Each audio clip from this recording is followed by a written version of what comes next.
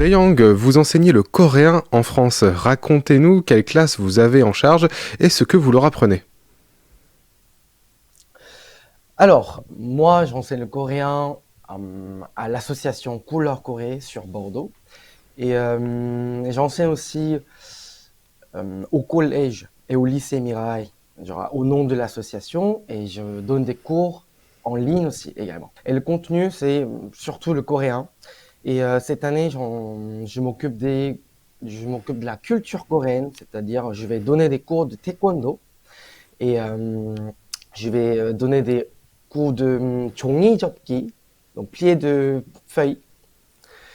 Voilà, voilà. Alors vous êtes également influenceur sur les réseaux sociaux. Vous publiez aussi bien sur YouTube que sur Instagram que sur TikTok. Expliquez-nous ce que vous publiez sur chaque réseau social. Alors, je pense que le mot influenceur, c'est un gros mot pour moi.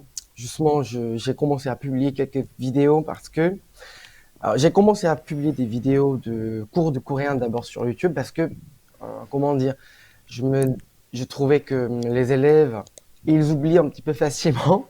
Donc, à la place de répéter plusieurs fois pendant le cours, j'ai posté des vidéos comme ça, les élèves peuvent réviser juste avec mes vidéos.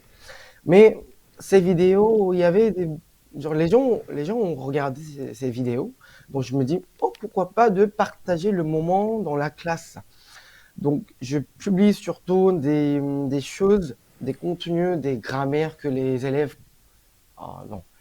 Je pose des vidéos, je pose des vidéos dans lesquelles le contenu rend confus aux élèves. Par exemple, entre chota, 좋아하다, ou alors il y a des verbes ou des particules. Alors, j'ai trouvé ma propre façon pour bien clarifier la différence. 좋다, 좋아하다, 진짜 끝. 좋다, il y a le sens c'est bien ou alors aimer. 좋아하다, il y a le sens que aimer. On va voir d'abord l'utilisation de c'est bien. quelque chose, 이유가 좋아요. Exemple, 한국이 좋아요. La Corée, c'est bien. 날씨가 좋아요. La météo est bien. 자, 여기까지, jusqu'à ici, ça va. Donc, on parle de aimer. quelque chose, 이애가 좋아요. quelque chose, 애를 좋아해요. 어떤 운동을 좋아해요? Quel sport aimez-vous? 저는 수영이 좋아요. Voilà. Dans vos vlogs, vous êtes souvent muni d'un énorme marteau en caoutchouc. Quelle signification cela a pour vous?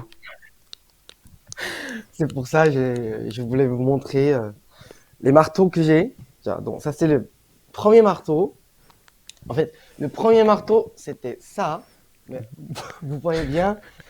Bon, Je le vois bien, il a vieilli, il a été cassé. Il a été cassé par les adolescents, je vous le dis. Hein, par les Ah, adolescents. c'est pas vous qui l'avez cassé sur les adolescents. Oh, non, non, non.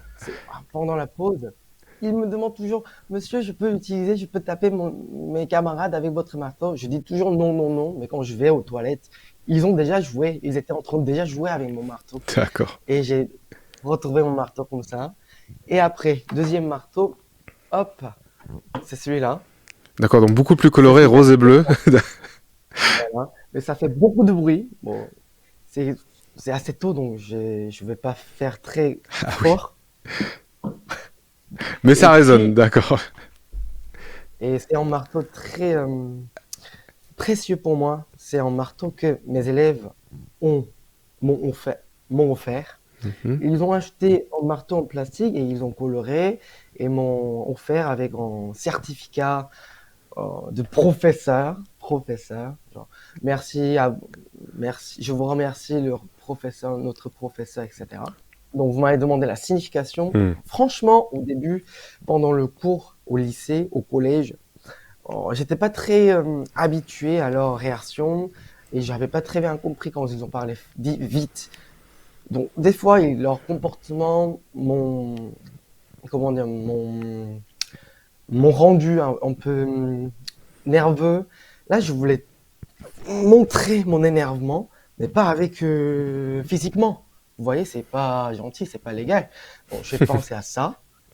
Si je tape, ça fait drôle. Et en plus, je peux enlever mon stress en même temps. Ouais. D'accord, une pierre deux coups, pas mal. Et c'est devenu voilà symbole de votre manière d'enseigner, voilà avec humour. On vous retrouve sur les réseaux sociaux avec. Ça, d'accord, c'est devenu votre baguette magique de professeur, hein, vraiment. Exactement. D'accord. Alors parlons à présent de vos débuts en tant que enseignant de coréen. Expliquez-nous comment votre carrière a commencé. Tiens, c'est vraiment rien à voir par rapport à ce que je fais.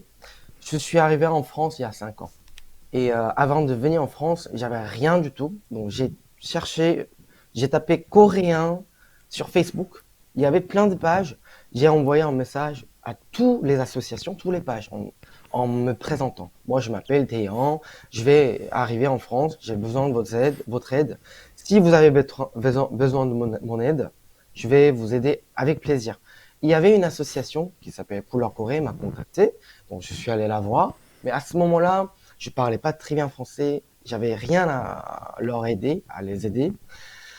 Et à un moment donné, il y avait un professeur coréen qui devait rentrer en Corée. Donc, elle m'a demandé, genre la chef de l'association qui s'appelle Kyanga Kim, m'a demandé de le remplacer. Donc, à partir de ce moment-là, j'ai enseigné avec tout mon corps, les doigts, mon visage et tout. Donc, à partir de ce moment-là, j'ai commencé à enseigner et ça m'a plu et je continue.